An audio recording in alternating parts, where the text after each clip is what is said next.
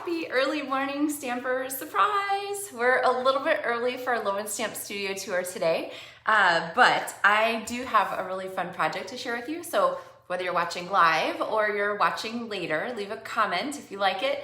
And I hope that you will be inspired to get out some of your tins. So one of the things we've been talking about is shareables and storing them and keeping them where you can see them so that you can make what you want when you have time. And one of the kinds of shareables that I particularly love is tins. Now, Stampin' Up! Has, of course, the perfect tins right now for fall. So we have our round tin in the holiday catalog, and then the rectangle tins in the holiday catalog. And so those are perfect and ready to go. If you're looking for other kinds of tins, I have a couple recommendations on purchasing shareables. Try to find ones that are completely neutral, not painted, because otherwise you have to work with the colors that are already on the tin. And also try to find ones like this that are flat rather than embossed with a design, because then you are always having to work around that embossed design. You can't take that out. So that's why really these are kind of perfect. So yes, you can use tins to store things or make little gift boxes, but what about something different with them? So here's the gift example, right? Candy inside. But we're going to make this morning the photo sharing version of the rectangle tin, which is a project I love.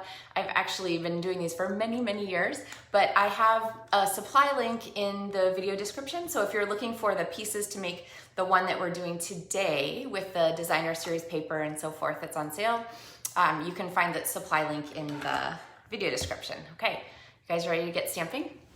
All right, I'm going to scoot you down here and straighten you out. All right, so here we have our blank piece of paper, but the pieces that we are going to use this morning are basically the Artistry Blooms Designer Series paper, which is a little bit heavier than some of the other designer series papers. So I really like it because when you're gonna do a project like the one we're gonna talk about this morning, that extra heft really kind of helps to keep the paper straight and not tear. And then the Stitched So Sweetly dies, which are perfect because I knew that this die right here was really almost exactly the same size as our tin, so I figured that would be a good match for us. So I'm going to show you the base of our tin, and then I'm going to go through the steps for the embellishments for it. But basically what we've got here is our tin with a cover on it. I'll give you the sizes for that in a minute. And then this fold out panel inside that is perfect for pictures. So I didn't print pictures because then, you know, you'd only see it with my pictures, but you can print pictures to put on each of these little panels, or you can stamp little greetings. And then there's sort of a front one there where I would put my, you know, thinking of you. Since we're using Sending Sunshine, I would probably say, hope your day's perfect or something like that. Just as a nice greeting, okay? So let me tell you about this piece that goes in here. You're going to cut a strip of designer series paper that is 12 inches wide by 3, where'd my notes go? That into your tin. Now the front of this is just cut from another piece of Artistry Blooms paper and added on there with Stampin' Dimensionals. And then the very front of the tin is 2 1/4 by 3 5/8 for this piece here. And then I went ahead, because on the front, I went ahead and rounded the corners with the corner rounder here from the Trio Punch. On the inside, I specifically cut my paper so that I wouldn't have to worry about the corners. It's just square corners, so it would move evenly. You could have a larger paper in there, but then you'd have to make sure you round the corners so that your pull panel comes out cleanly each time, okay? All right, so then I am going to cut another one of those Stitch So Sweetly pieces I put on the front with Stampin' Dimensionals. And then I kind of like to have a little ribbon closure on my tin. So I'm gonna go ahead and put this on and tie my bow, and then we're gonna put our embellishments on this. And if you saw the little sneak peek on the blog this morning, or on my LovenStamps Facebook page this morning, then you might have seen the finished project of this. But I really wanted to use the Sending Sunshine stamp set because I think it's such a great match for Artistry Blooms. And so I have my Melon Mambo ink, my Furry Flamingo ink, and my Mango Melody. Mango Melody, right? Mango Melody. Okay, ink. And for some reason I wanted to say medley. I knew that wasn't right. All right, and the thing though is that this is a really, really strong color. So here's the first one that I stamped, and that did not come out super well. So this is also a good reminder that you have more colors than you think. So even if you have, you know, just a few ink pads, remember that they are lots of different tints of the same shade. So I'm actually going to stamp off twice here before I stamp on my project, okay? So I just have a really nice soft pink color there instead of the intense Melon Mambo, which is good for some things. And then I'm gonna turn this way because it's hard for me to line up upside down. Okay, so then I have my Furry Flamingo layer, and then my Mango Melody, I'm gonna use full strength. And I gotta get those clouds off there, I can't really see.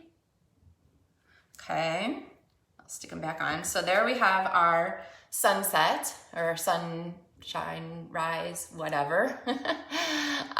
Yay, Donna, I'm glad you caught the live too.